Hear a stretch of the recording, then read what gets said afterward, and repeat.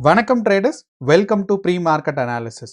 So இன்னைக்கு நம்ம இந்த வீடியோவில் நிஃப்டி, பேங்க் நிஃப்டி மற்றும் சென்செக்ஸ் மே 18ஆம் தேதி திங்கக்கிழமை என்ன நடக்கிறதுக்கான வாய்ப்பு இருக்குது அப்படிங்கிறதான் பார்க்க போகிறோம். ஸோ நம்மளோட அனாலிசிஸ் பார்த்தீங்கன்னா ஒரு 3 முக்கியமான டேட்டாஸை வச்சு இருக்க போகுது.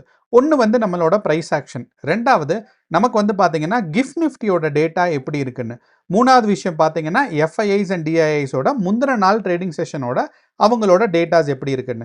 அப்போ இந்த 3 டேட்டா பார்க்கும்போது பெரும்பான்மையான நாட்கள் நம்ம வீடியோ இந்த அனாலிசிஸ் ஸ்டார்ட் பண்ணி, அதாவது இந்த மாதிரி ஒரு டைப் ஆஃப் அனாலிசிஸ் ஸ்டார்ட் பண்ணி பார்த்தீங்கன்னா நமக்கு ஏறக்குறைய ஒரு 8 மாதம் ஆச்சு. இந்த 8 மாதமும் நமக்கு பார்த்தீங்கன்னா கரெக்டான ஒரு டேட்டாஸ் தான் போயிட்டுருக்கு. ரொம்ப சில நாட்கள் முன்ன பின்ன ஆகிட்டுருக்கு. ஓகே, அப்போ இந்த 3 டேட்டாஸில் நமக்கு நேற்று வெள்ளிக்கிழமையோட எண்டில் பார்த்தீங்க அப்படின்னா நிறையா பேர் திங்கக்கிழமையோட மார்க்கெட் பார்த்தீங்கன்னா பாசிட்டிவாக போகும் அப்படிங்கிற ஒரு இண்டிகேஷன் சொல்லிட்டு இருந்தாங்க.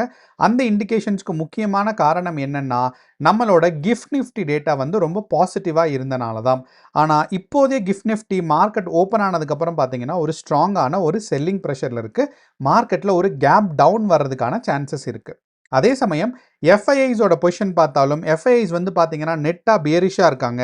அது மட்டும் இல்லாமல் ப்ரைஸ் ஆக்ஷன் நமக்கு கடந்த 2 நாளை கன்சிடர் பண்ணோம்னா, லாஸ்ட் 2 நாள் ட்ரேடிங் செஷனை கன்சிடர் பண்ணோம்னா மார்க்கெட்டில் ஒரு டவுன்ஃபாலிங் மார்க்கெட்டுக்கான ஒரு எக்ஸ்பெக்டேஷன்ஸ் இருக்குது. ஸோ இதெல்லாம் சேர்த்து பார்க்கும்போது இன்னையோட மார்க்கெட் ஒரு கேப் டவுன் அதுக்கப்புறம் ஒரு சரிவு நிலை வர்றதுக்கான வாய்ப்புகள் ரொம்ப ரொம்ப சிறப்பாக இருக்குது அப்படிங்கிறது தான் இது. ஸோ இப்போ நம்ம வீடியோவில் சார்ட்டை பார்த்து இப்போ நான் சொன்ன 3 டேட்டாஸையும் கிளியராக எக்ஸ்பிளைன் பண்ணுறேன். ஏன் நமக்கு இந்த டேட்டாஸ் எல்லாம் நமக்கு ரொம்ப முக்கியம், அண்ட் எப்படி நம்ம எவ்வளவு கேப் டவுன் அப்படிங்கிறத தெரிஞ்சுக்கிறதுன்னு.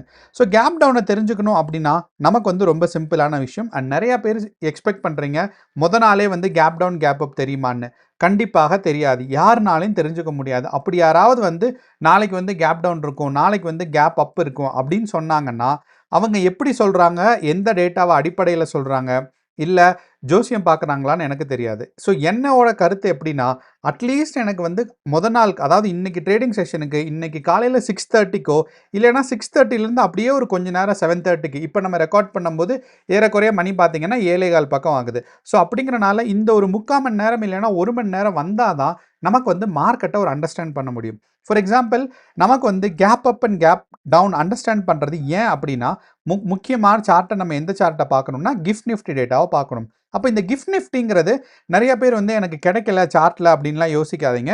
நீங்கள் போய் ட்ரேட் வியூவில் ஃப்ரீ அக்கௌண்ட் தான். நீங்கள் நிறையா தடவை பார்த்துருக்கீங்க, நம்மளோட ரெக்கார்டிங்லேயே ஆட்ஸ் எல்லாம் வருது. ₹1 கூட நான் கொடுக்கல. ஏன்னா நிறைய பேர் கம்ப்ளைண்ட் பண்ணாங்க, மார்க்கெட்டில் என்னால் இந்த டேட்டாவை அக்சஸ் பண்ண முடியல, அந்த டேட்டாவை அக்சஸ் பண்ண முடியலன்னு. ஸோ நிஃப்டி 1 ஆச்சரியக்குறி அப்படின்னு கொடுத்தீங்கன்னா நமக்கு பார்த்தீங்கன்னா ஒரு லிஸ்ட் வரும். அந்த லிஸ்ட் பக்கத்துலேயே இந்த பக்கம் கீழே ஒரு ஆரோ இருக்கும். இந்த ஆரோவை கிளிக் பண்ணிங்கன்னா வரிசையாக உங்களுக்கு நிறையா வரும். இப்போ இந்த 2ல் பார்த்தீங்கன்னா வால்யூம் கம்மியாக இருக்கும். ஸோ 1 ஆச்சரியக்குறி தான் பார்த்தீங்கன்னா நமக்கு கம்ப்ளீட்டான ஒரு டேட்டா வருது. ஸோ அதை கிளிக் பண்ணி நீங்கள் சார்ட்டில் ஃபேவரட்ஸில் ஆட் பண்ணி வச்சுக்கோங்க. உங்களுக்கு அதுவே போதுமான அளவு. ஏன்னா இந்த gift Nifty data market open ஆகிற வரைக்கும் தான் நமக்கு இம்பார்ட்டண்ட்டு. அப்போ இந்த டேட்டாக்காக நீங்கள் சப்ஸ்கிரிப்ஷன் எடுக்கணும் அப்படிங்கிறது அவசியம் கிடையாது. மார்க்கெட் ஓப்பன் ஆனதுக்கப்புறம் கிஃப்ட் நிஃப்டி பார்த்தீங்கன்னா நிஃப்டி 50 எப்படி வேலை செய்யுமோ அப்படி தான் வேலை செய்யும். ஸோ அப்போது நமக்கு கிஃப்ட் நிஃப்டி அனாலிசிஸ் பண்ணுறது ரொம்ப ரொம்ப சிம்பிளான விஷயம்.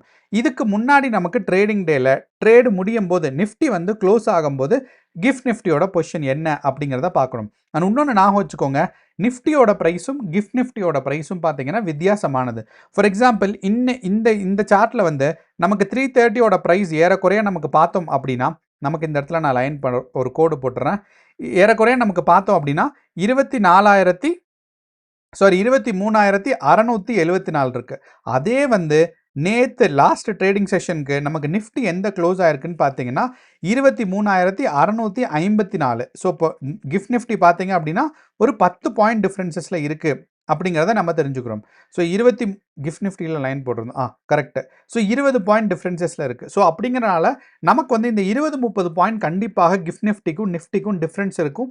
காரணம் என்னென்னா, நிஃப்டியும் கிஃப்ட் நிஃப்டியும் பார்த்தீங்கன்னா வேறு ஒரு சார்ட்டுங்கிறத ஞாபகம் வச்சுக்கணும். அதே மாதிரி கிஃப்ட் நிஃப்டி ட்ரேடிங் வேறு, நிஃப்டி ட்ரேடிங் வேறு. கிஃப்ட் நிஃப்டி நிஃப்டியோட ஃபியூச்சர்ஸ் எப்படி ஆப்ஷனுக்கும் நிஃப்டிக்கும் சம்மந்தம் இருக்குது, ஆனால் ரெண்டும் வேறையோ அதே மாதிரி கிஃப்ட் நிஃப்டியும் வேறு. ஸோ அப்போது இந்த கதையெல்லாம் விட்டுட்டு டைரெக்டாக நம்ம அனாலிசிஸ்குள்ளே போகணும் அப்படின்னா நமக்கு பார்த்தீங்கன்னா கிஃப்ட் நிஃப்டி வந்து ஏறக்குறைய நமக்கு எவ்வளோ ப்ரைஸில் இருந்துச்சுன்னா 23,670 பக்கம் இருந்துச்சு. ஓகே, அப்போ இப்போதே current position of GIFT Nifty பார்க்கணும்.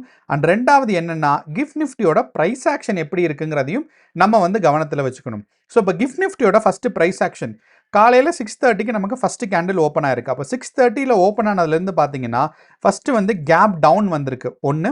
ரெண்டாவது பார்த்தீங்கன்னா ஸ்ட்ராங்கான ஒரு செல்லிங் ப்ரெஷரில் இருக்குது அப்படிங்கிறத நம்மளால தெரிஞ்சுக்க முடியுது.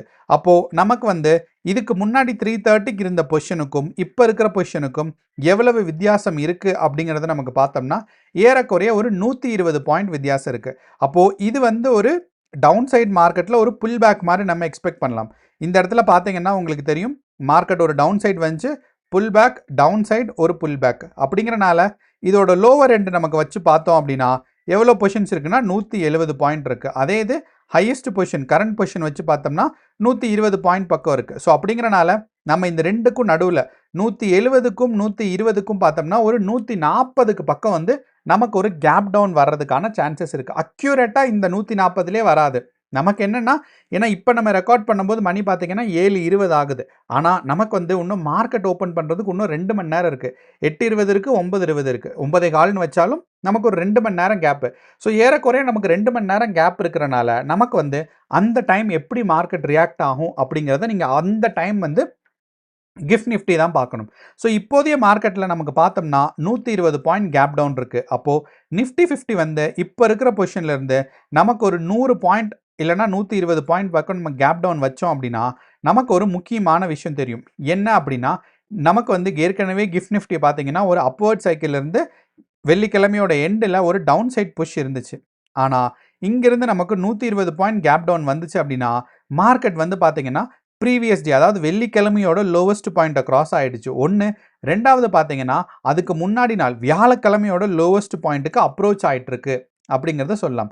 அப்போது இந்த பாயிண்ட் அதாவது 23,400 இருக்கு பாருங்க, இந்த ஒரு ப்ரைஸ் ரேஞ்சை. ஸோ எப்பயுமே ஒரு சப்போர்ட் ஒரு ரெசிஸ்டன்ஸ் வந்து பார்த்தீங்கன்னா நமக்கு ஒரு சிங்கிள் ப்ரைஸ் கிடையாது. ஒரு மேலே ஒரு 20 பாயிண்ட், கீழே ஒரு 20 பாயிண்ட். அப்போ இந்த 20-30 பாயிண்ட்டுக்கு ஆன ஒரு ரேஞ்ச் தான் பார்த்தீங்கன்னா ஒரு சப்போர்ட்டாக இருக்கும், இல்லை ரெசிஸ்டன்ஸாக இருக்கும். ஸோ இந்த கேஸில் பார்த்தோம்னா மார்க்கெட் கீழே போகிறதுக்கான ஒரு சப்போர்ட் அப்படிங்கிறனால மார்க்கெட் இந்த 23,350 இந்த ரேஞ்சை வந்து டவுன் சைட் பிரேக் ஆச்சு அப்படின்னா மார்க்கெட் வந்து ஒரு சரியான சரிவு நிலையில் வரும். அப்போ இன்னையோட மார்க்கெட் வந்து ஒரு டவுன் ட்ரெண்ட் எதிர்பார்க்கலாம். ரெண்டாவது வந்து பார்த்தீங்கன்னா இந்த 23,400, 23,350 நான் எழுதிடுறேன். ஸோ 23,350லேருந்து 23,400 வரைக்கும் இந்த ரேஞ்சை பிரேக் அவுட் ஆச்சு அப்படின்னா நம்ம வந்து ஒரு ஷுவரான ஒரு ஸ்ட்ராங்கான ஒரு டவுன் ட்ரெண்ட் மூவ் எக்ஸ்பெக்ட் பண்ணலாம். இது வந்து ஃபஸ்ட்டு. அப்போ நிஃப்டி 50ல் ஒரு 150 பாயிண்ட் நமக்கு வந்து கேப் டவுன் எதிர்பார்க்குறோம் அப்படின்னா நமக்கு வந்து சென்செக்ஸில் எவ்வளோன்னு பார்த்தீங்கன்னா 3 மடங்கு. ஏன்னா சென்செக்ஸோட வேல்யூவும் நமக்கு 3 மடங்காக இருக்குது. ஸோ அப்படிங்கிறனால இங்கே வந்து 150 பாயிண்ட்னா 450 பாயிண்ட் வரைக்கும் நம்ம பார்த்தீங்கன்னா ஒரு கேப் டவுன் எதிர்பார்க்கலாம். அண்ட் அதுலேயும் கரெக்டே அதே மாதிரியான பொசிஷன் தான்.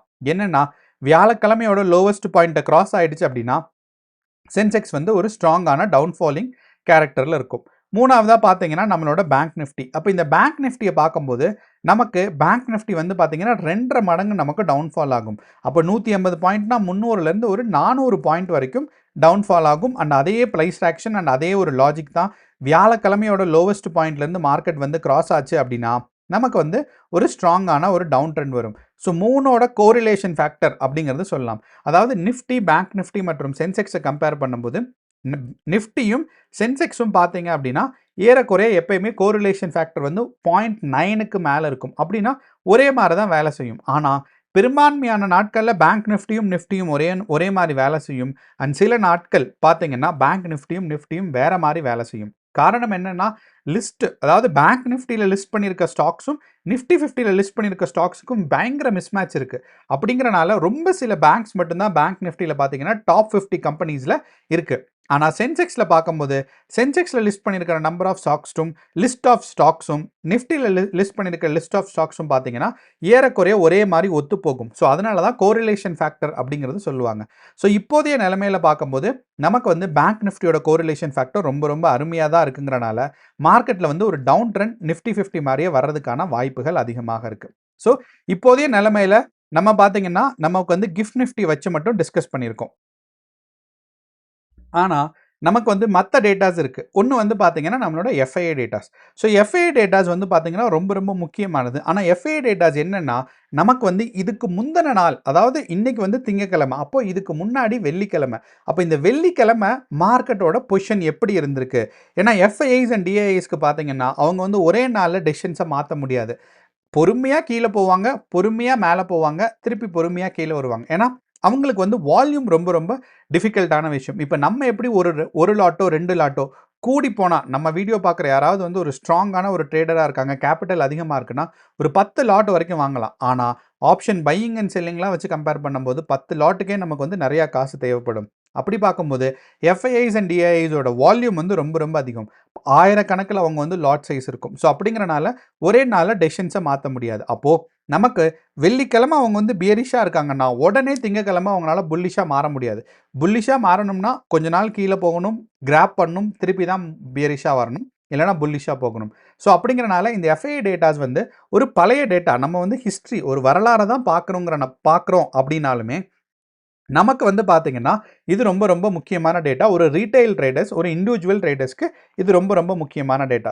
அண்ட் அப்போ இந்த எஃப்ஐ டேட்டாஸை நமக்கு பார்த்தோம் அப்படின்னா போன வெள்ளிக்கிழமை அவங்க வந்து நெட் பியரிஷாக இருக்காங்க. இந்த நெட் பியரிஷானா என்ன அர்த்தம்னு பார்த்தீங்கன்னா எவ்வளோ வந்து கால் ஆப்ஷனில் அவங்களோட சேஞ்சஸ் இருக்குது, எவ்வளோ வந்து புட் ஆப்ஷனில் அவங்களோட சேஞ்சஸ் இருக்குது அப்படிங்கிறத நமக்கு பார்த்தோம் அப்படின்னா ரெண்டுமே ஒரு நெகட்டிவ் மார்க்கெட் இல்லைனா ஒரு பியரிஷ் மார்க்கெட்டுக்கான ஒரு சான்சஸ் இருக்குது. ஸோ எஃப்ஐஸ் வந்து பார்த்தீங்கன்னா சில எஃப்ஐஸ் வந்து கால் ஆப்ஷனில் லாங் பொசிஷன் இருப்பாங்க, சில எஃப்ஐஸ் வந்து பார்த்தீங்கன்னா கால் ஆப்ஷனில் ஷார்ட் பொசிஷன் இருப்பாங்க. அதே மாதிரி புட் ஆப்ஷன்லேயே லாங் போகலாம், ஷார்ட் வரலாம். இது ரெண்டே கன்சாலிடேட் பண்ணும்போது பார்த்தீங்கன்னா எஃப்ஐஸோட கால் சேஞ்சை நம்ம கம்பேர் பண்ணோம் அப்படின்னா போன வெள்ளிக்கிழமை -24,471 இருக்குது. அப்படின்னா நெகட்டிவ்ல இருக்காங்க. ஸோ அப்போ கால் சேஞ்ச் நெகட்டிவாக இருக்குன்னா மார்க்கெட்டில் ஒரு செல்லிங் ப்ரெஷர் இருக்குன்னு அர்த்தம். அப்போது புட் சேஞ்ச் வந்து பார்த்தீங்கன்னா பாசிட்டிவாக இருக்கும். அப்போ புட் சேஞ்ச் வந்து எவ்வளவு பாசிட்டிவாக இருக்குன்னு பார்த்தீங்கன்னா 11,000. ரெண்டும் சேர்த்து பார்த்தோம்னா ஒரு 34,000 குவான்டிட்டிஸ் பார்த்தீங்கன்னா எஃப்ஐஐஸ் வந்து பார்த்தீங்கன்னா ஒரு செல்லிங் ப்ரெஷரில் இருக்கிறனால மார்க்கெட் வந்து ஒரு சரிவு நிலைக்கு வர்றதுக்கான வாய்ப்புகள் ரொம்ப ரொம்ப அதிகமாக இருக்குது. சம்டைம்ஸ் இந்த டிஐஸோட வால்யூம் வந்து ரொம்ப ரொம்ப டிஃப்ரெண்ட்டாக இருக்கும். ஏன்னா டிஐஸ் வந்து பார்த்தீங்கன்னா அவ்வளோ வால்யூம் கொடுக்க மாட்டாங்க. அடுத்து நம்மளோட ப்ரோஸ் பார்த்தீங்கன்னாலுமே அவங்களோட வால்யூம்ஸ் ரொம்ப ரொம்ப கம்மியாக தான் இருக்கும். ஸோ சில நேரங்கள் பார்த்தீங்கன்னா இந்த ப்ரோஸ் அப்படின்னா ப்ரொப்பரேட்டரி ட்ரேடர்ஸ், இந்த ப்ரொப்பரேட்டரி ட்ரேடர்ஸும் எஃப்ஐஐஸும் டிஃப்ரெண்ட்டான ஒரு பொசிஷன்ஸில் இருக்கும்போது மார்க்கெட் வந்து எந்த பக்கம் போகும்னு பார்த்தீங்கன்னா எஃப்ஐஐஸை சார்ந்து தான் இருக்கும். ஏன்னா எஃப்ஐஐஸோட வால்யூமும் அவங்களோட ஹோல்ட் ஆஃப் த மார்க்கெட்டும் பார்த்தீங்கன்னா ரொம்ப ரொம்ப அதிகங்கிறனால எஃப்ஐஐஸில் நெட்டு பேரிஷாக இருக்காங்க. அப்போ இன்னையோட மார்க்கெட் வந்து நெட்டு பேரிஷாக இருக்கிறதுக்கான ஒரு சான்சஸ் இருக்குது. அதே மாதிரி நமக்கு வந்து கேஷ் மார்க்கெட்டில் பார்த்தோம்னா எஃப்ஐஐஸோட வால்யூமும் நம்மளோட டிஐஐஸோட வால்யூமும் பார்த்தீங்கன்னா டிஐஐஸ் வந்து கேஷ் மார்க்கெட்டில் ரொம்ப அதிகமாக வால்யூம் கொடுக்கக்கூடியவங்க. ஸோ அப்போ டிஐஐஸ் வந்து பார்த்தீங்கன்னா நெட்டு பியரிஷாக இருக்காங்க. ஸோ டிஐஐஸ் வந்து பார்த்தீங்கன்னா கேஷ் மார்க்கெட்டில் டாமினேட் பண்ணுற ஒரு ஃபிகர்ஸ் அப்படிங்கிறனால அவங்க வந்து நெட்டு பியரிஷாக இருக்காங்க. அண்ட் எஃப்ஐஐஸ் வந்து பார்த்தீங்கன்னா நிஃப்டியில் இண்டெக்ஸ்டு ஃபியூச்சர்ஸில் பார்த்தீங்கன்னா அவங்க வந்து ஒரு நெட்டு பியரிஷாக இருக்காங்க. அப்போது இது ரெண்டும் நெட்டு பியரிஷாக இருக்குது. நம்மளோட கிஃப்ட் நிஃப்டி டேட்டா பார்த்தீங்கன்னாலும் பார்த்தீங்கன்னா மார்க்கெட்டில் வந்து நெட்டு பியரிஷாக இருக்குது. ஸோ இதுவே போதுமான அளவு மார்க்கெட்டில் ஒரு செல்லிங் ப்ரெஷர் இருக்கிறது. மூணாவதாக நம்மளோட ப்ரைஸ் ஆக்ஷன் நமக்கு கவனித்தோம் அப்படின்னா நேற்று, அதாவது வெள்ளிக்கிழமையோட எண்டில் நமக்கு பார்த்தோம்னா வெள்ளிக்கிழமை 15ஆம் தேதி நமக்கு பார்த்தீங்கன்னா மார்க்கெட் ஒரு சின்னதான ஒரு ஹைப் கொடுத்துச்சு. இந்த சின்ன ஹைப்புக்கு அப்புறம் பொறுமையாக மார்க்கெட் வந்து பார்த்தீங்கன்னா ஒரு செல்லிங் ப்ரெஷரில் தான் வந்துருந்துச்சு. ஸோ அப்படிங்கிறனால நமக்கு இந்த வெள்ளிக்கிழமையே இந்த செல்லிங் ப்ரெஷருக்கான ஒரு இண்டிகேஷன்ஸ் ஆரம்பிச்சிருச்சு. நான் வேணும்னா ஒரு பேரலல் சேனல் வரைஞ்சி காமிக்கிறேன் மார்க்கெட்டில் எப்படி செல்லிங் ப்ரெஷர் வந்திருக்குன்னு. கரெக்டாக பார்த்தீங்கன்னா இந்த மாதிரி தான் மார்க்கெட்டில் வந்து ஒரு செல்லிங் ப்ரெஷர் வளர்ந்துருக்கும். ஸோ இந்த இடத்துல நம்ம கவனித்தோம் அப்படின்னா மார்க்கெட்டில் இந்த இடத்துல தான் சப்போர்ட் எடுத்திருக்கு. ஸோ அப்படிங்கிறனால இந்த செல்லிங் ப்ரெஷர் வந்து இந்த இடத்துலேருந்து ஒரு டவுன்வர்ட் ட்ரெண்டிங் சேனலை உண்டு பண்ணியிருக்கு அப்படிங்கிறது நமக்கு கிளியராக தெரியும். அண்ட் இந்த டவுன்வர்ட் ட்ரெண்டிங் சேனலை இன்னையோட கேப் டவுன் வந்து பார்த்தீங்கன்னா ஒரு டவுன் சைட் பிரேக் ஆக போகுது. ஸோ அப்படிங்கிறனால மார்க்கெட் இன்றைக்கும் செல்லிங் ப்ரெஷரில் இருக்கிறதுக்கான வாய்ப்புகள் ரொம்ப ரொம்ப அதிகமாக இருக்குது. ஏன்னா நமக்கே தெரியாமல் சைலண்ட்டாக நமக்கு வந்து நிஃப்டி 50 நேற்று இதுக்கு முந்தின நாள் ட்ரேடிங் செஷன் வெள்ளிக்கிழமையில் 10 மணிலேருந்து பார்த்தீங்கன்னா டவுன் சைடு ஒரு ஸ்ட்ராங்கான ஒரு டவுன்வர்ட்ஸ் ட்ரெண்டிங் சேனலுக்குள்ளே இருக்குது. இப்போ இன்னையோட மார்க்கெட் வந்து ஒரு டவுன் சைட் புஷ் ஆகிறதுக்கான சான்சஸ் வந்து ரொம்ப ரொம்ப அதிகமாக இருக்குது அப்படிங்கிறத நம்ம தெரிவிச்சுக்கிறோம். ஸோ கண்டிப்பாக நீங்கள் வந்து இந்தியா விக்ஸ் டேட்டாவே வாட்ச் பண்ணுங்கள். ஏன்னா இந்தியா விக்ஸ் வந்து ஒரு கண்ணாடி மாதிரி மார்க்கெட்டில் லைவ் ரிஃப்ளெக்ஷன் நமக்கு தெரியும். கேர்ஃபுல்லாக ட்ரேட் பண்ணுங்கள். All the best. நன்றி, வணக்கம்.